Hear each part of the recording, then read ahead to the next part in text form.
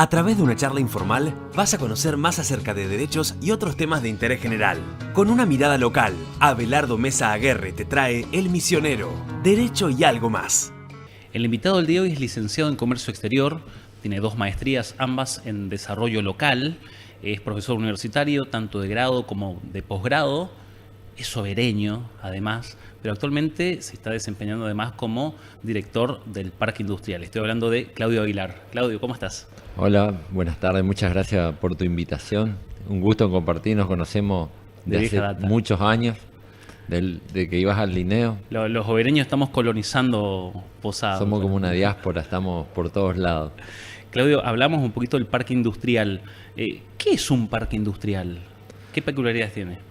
Bueno, los parques industriales son espacios planificados dentro de un territorio que tienen por ahí condiciones diferentes a una zona industrial. Primero tiene que tener un cerramiento, tiene que tener una infraestructura, tiene que tener una administración, a diferencia de una zona industrial donde uno puede comprar tierra. Bueno, un parque y tiene diferentes formas, puede ser como el de Posadas, que es una SAPEM, puede ser una fundación, o hay parques industriales, por ejemplo en Argentina, que son de empresas privadas, que por ahí lo hacen como un negocio inmobiliario, o sea, obviamente tienen aprobación de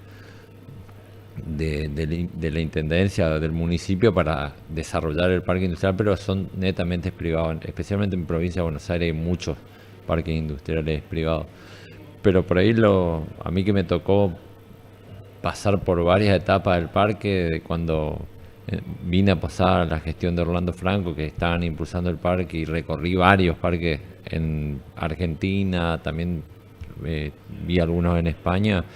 Por lo general siempre el Estado está y en Europa mucho pasa que el Estado está al principio siempre fomentando o financiando todo lo que es la infraestructura básica para el parque, que tiene que tener servicio de agua, energía y después un montón de componentes que se van dando.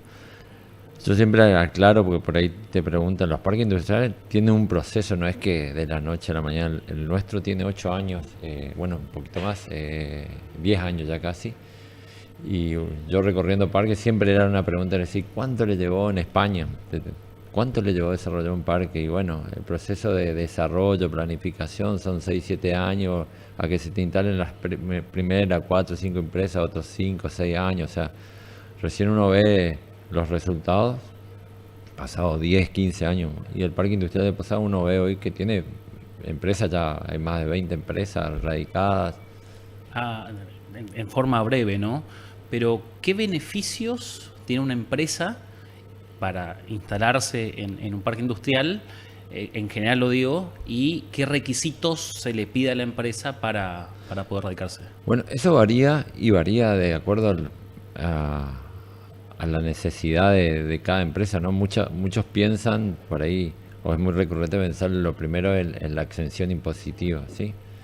Que muchos parques los tienen, pero hay otras cuestiones que entran a jugar, la zona, que te permite, sí, cuando digo zona me refiero a que te permite desarrollar una industria sin tener que preocuparte en el transcurrir de los años, que eso pasado un tiempo se convierta en un barrio al lado tuyo, empiezan los vecinos a denunciarte. Entonces, primero todo tener garantía de que ese espacio está planificado y que se va a ir desarrollando con los servicios necesarios para que se desarrollen las industrias y se sumen más industrias. Después se producen sinergias dentro de los parques, cadena de proveedores, que una industria que atrae a otras industrias, eso pasa mucho en los parques, o sea que se radica una X industria que consume ciertos insumos y que consume en cantidad, entonces eso atrae que venga una más chica y se instale en el parque industrial. El de Posadas tiene una característica muy importante que uno no debe dejar de destacar, que está pegado al lado del puerto, ¿no? Y está cercano al aeropuerto. Esto especialmente al lado del puerto para poder pensar en sacar mercadería por uno de los sistemas logísticos más baratos, que es el sistema fluvial, y que nosotros lo tenemos, ¿no? Y que vemos que Paraguay lo usa muy bien y que funciona.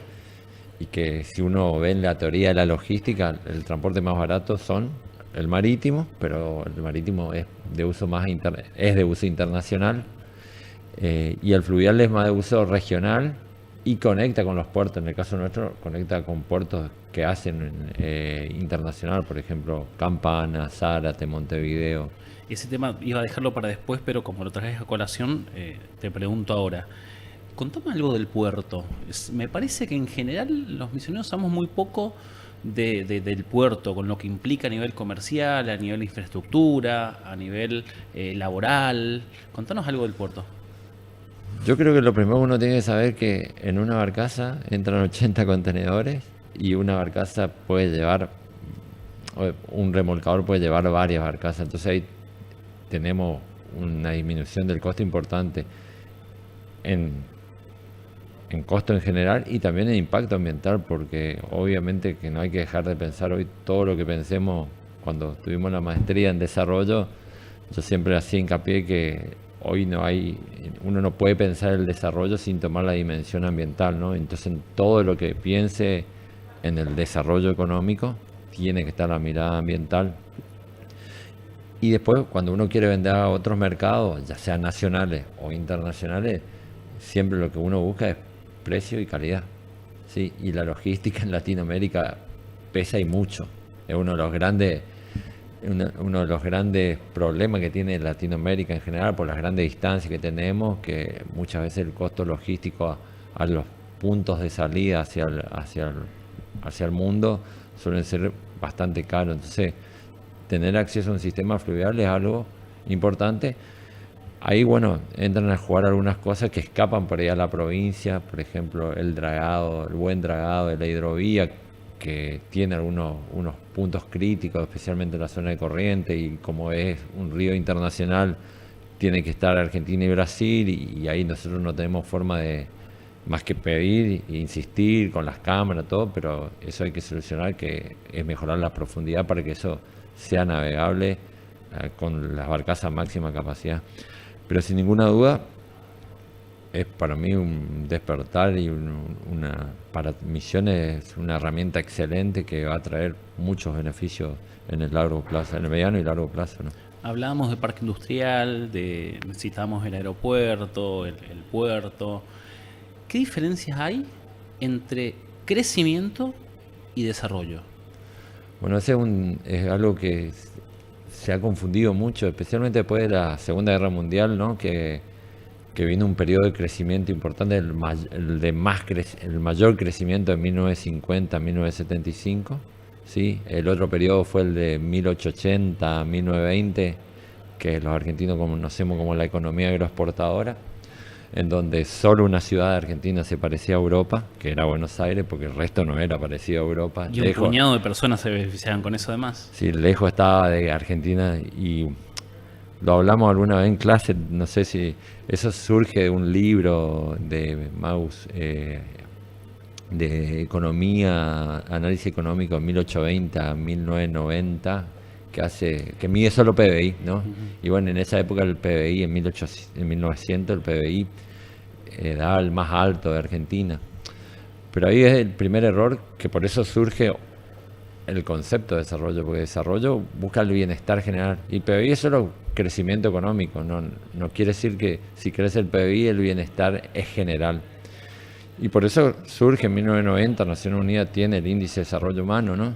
Y que ahí vemos cómo se diferencia cuando agarramos solamente PBI y decimos esta economía es re pujante, pero cuando le ponemos el índice de desarrollo humano vemos que Brasil está cerca de Venezuela, que Argentina, Chile y Uruguay vienen siendo siempre los primeros en los últimos, de 1990 que se mide hasta hoy, hasta el año pasado. Uh-huh. Argentina durante 15 años fue el primero y en los últimos años somos el segundo en índice de desarrollo humano. Pero ¿qué diferencias para quien lo está viendo y no entiende esas diferencias? Uno es exclusivamente crecimiento económico. La economía puede crecer y puede crecer el desempleo, puede crecer las desigualdades, puede crecer la pobreza. Y cuando uno mide bienestar general, ahí está mirando calidad de vida, desarrollo ambiental, acceso a la educación, infraestructura, eso es básico, ¿no? La infraestructura salud, seguridad. Para que un país se desarrolle, la infraestructura es básico, especialmente, y si hablamos en lo industrial, en lo comercial, Estamos hablando de 3 que son las que transforman un país: la logística, las telecomunicaciones y la energética. Esas son las 3 que hay un autor, Jeremy Risky, que es asesor de muchos presidentes americanos, que habla de que estas son las 3 grandes infraestructuras que marcan la diferencia en el desarrollo de un país y en las grandes revoluciones del mundo, ¿no? Como el tren. Como el tren, claro.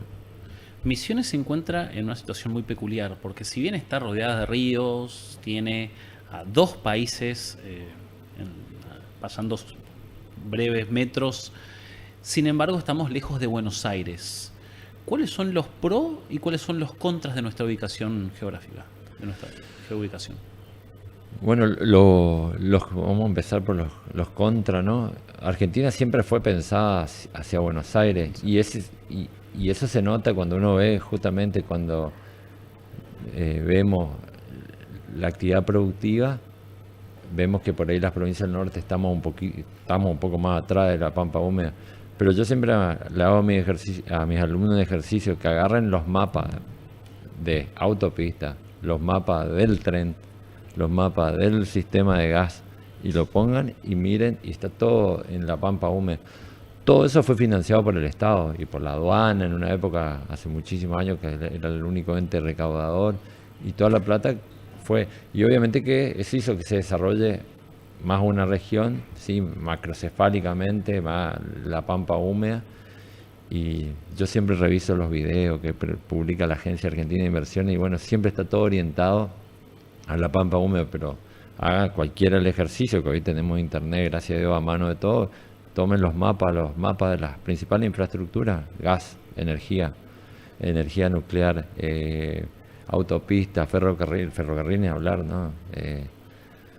Justo este año me dediqué a leer bastante de los ferrocarriles, leí a Scalabrini y Ortiz, estuve investigando, y los ferrocarriles de Argentina fueron hechos para sacar materia prima, y él justamente menciona que fueron hechos como una herramienta de antiprogreso, porque se sacaba materia prima, y la zona que por ahí se empezaban a industrializar, cuando se industrializaban, los ingleses le subían la tarifa para que no se industrialice, y bueno, y no nos permitía conectarnos. O sea, y hoy el tren, que no funciona en muchos lugares, pero si funcionara, las vías todas desembocan en Buenos Aires. Nadie puede tomarse un tren de Posada a Salta o de Posada a Mendoza, tiene que ir todo por Buenos Aires. Lo que pasa con las aerolíneas también. O sea, para irte a Córdoba tenés que irte a Buenos Aires, después a Córdoba, a Salta lo mismo, a Tucumán lo mismo, es prácticamente todo el país. Entonces, bueno, ahí tenemos un problema, ¿no? Que realmente, cuando hablamos de federalismo, hay que pensar en que para que el interior se desarrolle, o las provincias nos desarrollemos, hay que desarrollar infraestructura, ¿sí? Por muchos años se hizo en la pampa húmeda, bueno, ahora creo que le toca también a las otras provincias. ¿Y como positivo? Lo positivo, bueno, yo creo que tenemos que mirar más.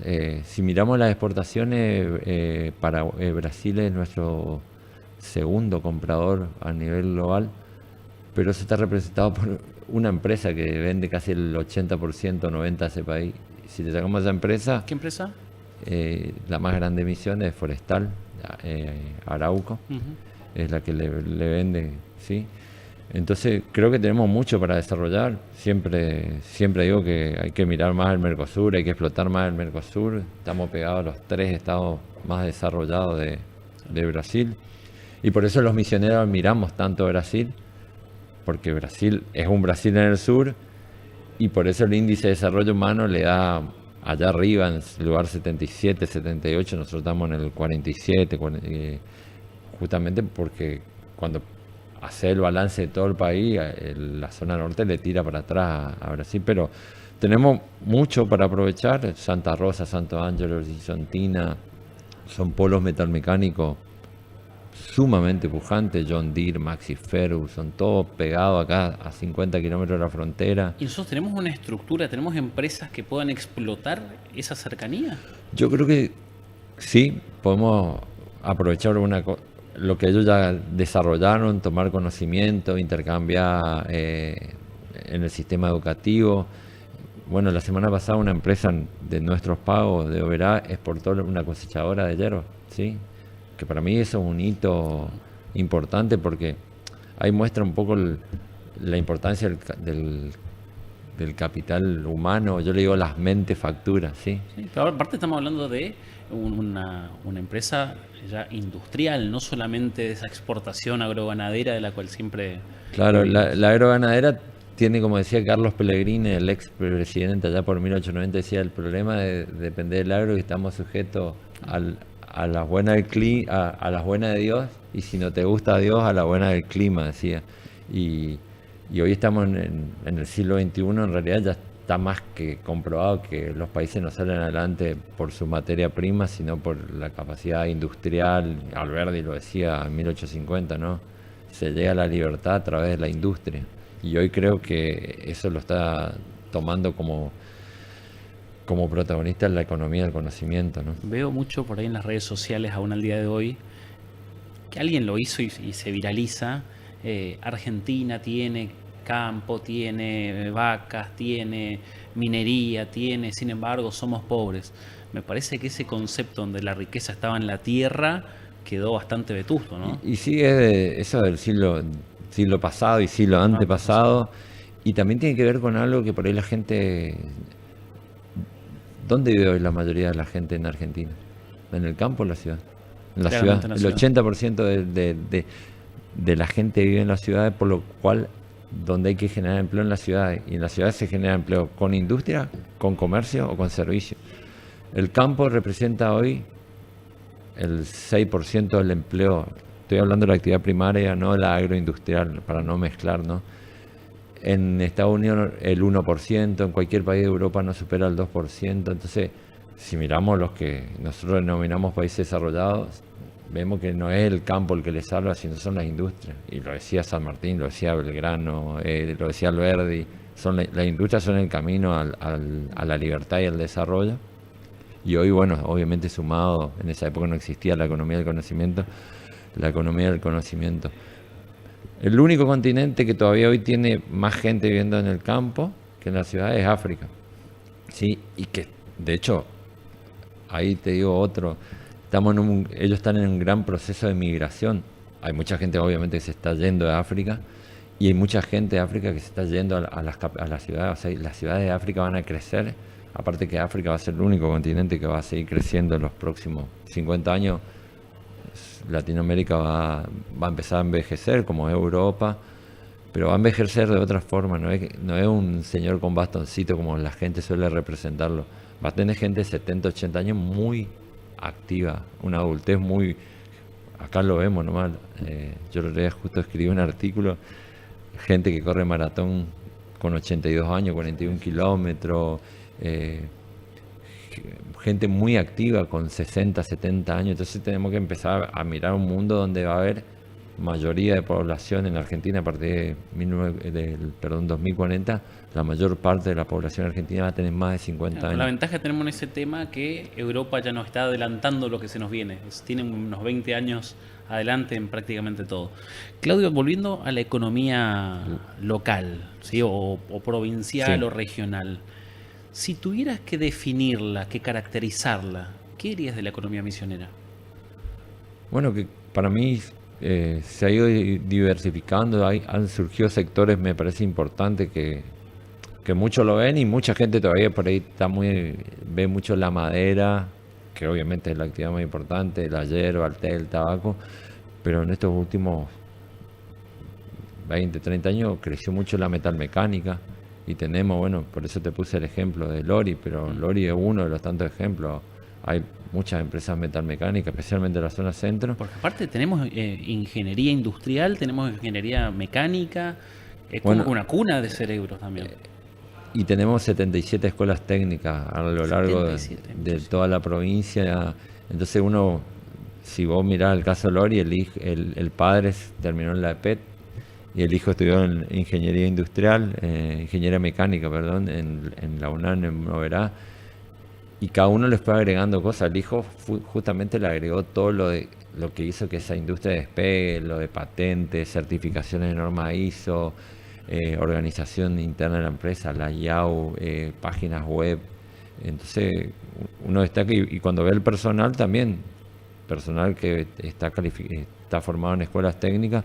Creo que tenemos que mirar, vos ya pensaste, hablaste de lo regional, tenemos que un potencial para expandirnos al país y tenemos que mirar más Paraguay, ¿no? Paraguay está hoy en el ranking 15 de país al que exportamos y estamos dentro del Mercosur, o sea que creo que hay posibilidades para vender helado. 15. Y Sí. hoy decías Brasil el segundo. ¿Quién es el primero? Estados Unidos. Siria está en tercero, cuarto China. Siria, por la yerba mate, ¿no? Hay 3 empresas que son grandes exportadores de yerba. Hay que diversificar también, porque hay muchos mercados que logramos y que está excelente, ¿no? Pero es una sola empresa que está en esos mercados.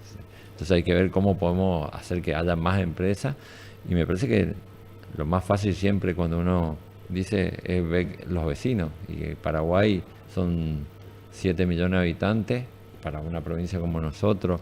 Otro lugar que yo siempre digo, y lo estoy leyendo ahora, investigando, es Santa Cruz de la Sierra, ¿sí? En Bolivia, que es una región muy pujante de Bolivia y que está a 1.700 kilómetros de Misiones, donde creo que podría haber posibilidades que obviamente las empresas tienen que invertir un poco en investigación y desarrollo, en desarrollo de mercado y ver muebles.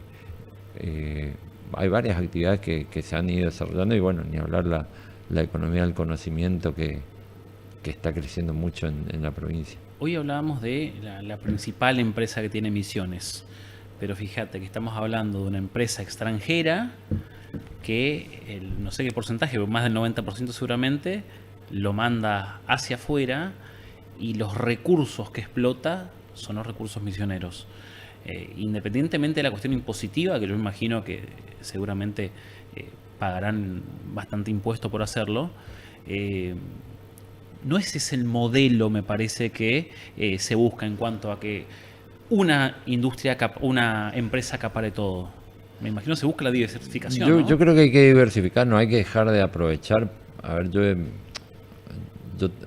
tengo voy a hacer mi visión y un poco lo que es la inversión extranjera directa, ¿no? Porque hay algunos que la ponen en el altar y otros la critican demasiado. Yo creo que la inversión extranjera es importante y ahí hay que hacer la aclaración que le llaman greenfield a la inversión extranjera directa, a la que invierte, por ejemplo, Arauco, hay varias. Las inversiones extranjeras directas en Misiones tenemos Finlay en Oberá, en Martin Bauer Group en Campo Ramón, Luke en el Parque Industrial de Posada, Polonia, Brasil, Alemania, algunos hoteles en Iguazú, DAS en El Dorado. Yo creo que es lo importante. Te voy a dar un ejemplo. Una inversión extranjera, obviamente que tiene que tener controles. Es importante porque te genera empleo y lo primero que hacen es desarrollan mercado. Y fíjate que la mayoría que exporta, muchas son de capital extranjero porque tienen ya hecho un tejido internacional. Martin Bauer Group, que de origen alemán, exporta mucho té a Alemania y de hecho creo que debe ser el 50-60% de lo que compra Alemania es de Martin Bauer Group. Entonces, por ese lado es importante. Lo que los países tienen que tratar de desarrollar, que vengan industria, ¿no? O sea, Oluc, por ejemplo, que es una industria nueva, no solamente a explotar recursos naturales, sino que tenga un proceso de industrialización. Para mí eso es importante. Sí hay que controlar. Sí, los argentinos tenemos que también valorar más las pymes locales, sí, porque por ahí a veces tenemos esa mirada por nuestra origen inmigrante que valoramos más una inversión alemana que quizá una inversión local y capaz que la inversión local genera más empleo, se queda más en desarrollo local. Vemos mucho eso porque el que vive acá, si viene una crisis, no levanta la empresa, se la va a pelear. Y las empresas internacionales, cuando hay crisis, si no le cierran números, y no es una crítica, como no tienen arraigo con el territorio, se van. Entonces, esa es otra cuestión que hay que hacer siempre, es buscar cómo arraigar a esa industria. Y te doy un ejemplo del otro lado de Brasil, John Deere, Maxi Ferguson, que está en Horizontina. Bueno, ellos fueron generando todo un tejido y se ve que los brasileños supieron aprovechar y de esa empresa surgieron un montón de capital intelectual humano que fueron formando pymes que se empezaron a convertir en proveedoras Claro. de John Deere. Entonces creo que esas cosas hay que aprovechar. Cuando viene una inversión extranjera que tiene mucha llegada a nivel internacional, ver cómo aprovechamos el capital humano que nos trae, sus relaciones internacionales y, y aprovechar cuando se va alguno, ayudarle a financiarle una pyme. Bueno, en Santa Rosa hay gente que hace bulones que le vende a John Deere y ahora le vende a Ford, a Toyota. Y así hay varias empresas que yo fui visitando en esa región. Entonces, eh, ellos van formando recursos humanos que después pueden ir rotando a otras empresas, o sea, bajan mucho conocimiento. Entonces, eso es importante. Lo que por ahí no te sirve, a veces que todas las inversiones extranjeras que vengan sea para comprar empresas que ya existen. Entonces, por eso te hice hablé de Greenfield, que es la inversión directa que viene y desarrolla como Arauco. ¿Sí? Arauco vino y se instaló y desarrolló varias unidades de negocio nuevas. Hay otras que vienen y compran algo que ya existía. Que no es malo, pero lo ideal es que vengan industrias como Toyota, se instaló en Zárate, es una inversión extranjera directa que trajo mucho desarrollo a nuestro Miles de país. puestos de trabajo. Entonces, por eso yo digo que está bien salir a buscar inversión extranjera, sí, el Estado le tiene que controlar, no pueden, para mí no está bien que te exploten todos los recursos naturales, le encima de todo, se pueden llevar toda la plata y te dejan los pasivos ambientales. Pero creo que es importante fomentar la inversión extranjera directa y más importante es apoyar a las pymes locales, ¿no? Viajaste mucho, tanto en Latinoamérica, mucho Brasil, pero también viajaste mucho en Europa, y cuando digo viajaste me refiero puntualmente por trabajo, por estudio. ¿Qué cosas viste afuera que te gustaría que se implemente acá en Misiones? ¿Puede ser propiamente de la industria o cuestiones sociales, culturales? Bueno, yo cuando me recibí viví un tiempo, viví medio año en Estados Unidos, en California, fui un poco de mochilero a estudiar. Estados Unidos muy pujante, obviamente, mucho trabajo, pero uno ve grandes diferencias. Me quedo más con los modelos europeos, ¿sí? España, bueno, me gustó mucho, que eso sí fui por trabajo, Suecia, Noruega, Suecia y Dinamarca, Los países escandinavos. los países escandinavos, ese es el bienestar social que tienen, ¿no? Casi no hay diferencia todos tienen acceso a buena educación, todo el mundo tiene acceso a la misma educación. Sí, yo me acuerdo que estuvimos en la embajada argentina y nos fue a dar una charla en Suecia, el que fue ministro de Economía, y nos hizo ese ejemplo. Acá el hijo del dueño de Escaña estudia en el mismo colegio que el hijo del verdulero de la esquina. O sea, la educación es la misma para todos. Y eso, bueno, es la gran deuda pendiente de Latinoamérica, que Argentina, con sus pros y contras, siempre estuvo por arriba de toda Latinoamérica. Eso lo dice cualquier material científico, que hoy caímos un poco, pero seguimos estando por arriba. De hecho, según Naciones Unidas, hasta hace 2 años seguimos siendo el país que más estudiantes recibíamos.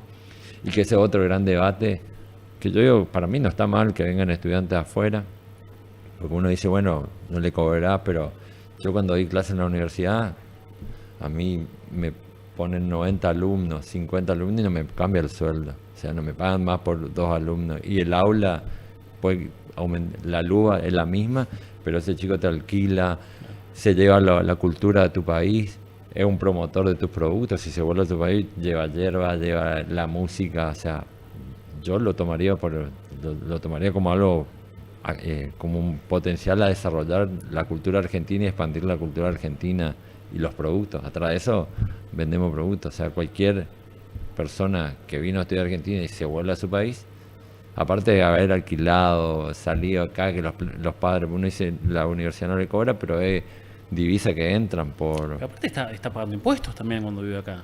O sea, Así que, y después si se vuelve a su país, genera un arraigo. O sea, el que vivió Tiene en un nexo. Argentina, uno ve todos los influencers, eso que hay, que vinieron a Argentina, todos se van con una muy buena visión por nuestra cultura, y te sirve para después fomentar los productos argentinos, ¿no? y ahora sí, a nivel profesional, ¿qué crees que nos debemos los misioneros implementar? ¿Qué política o qué cuestión específica que crees que por ahí va el camino para el desarrollo regional?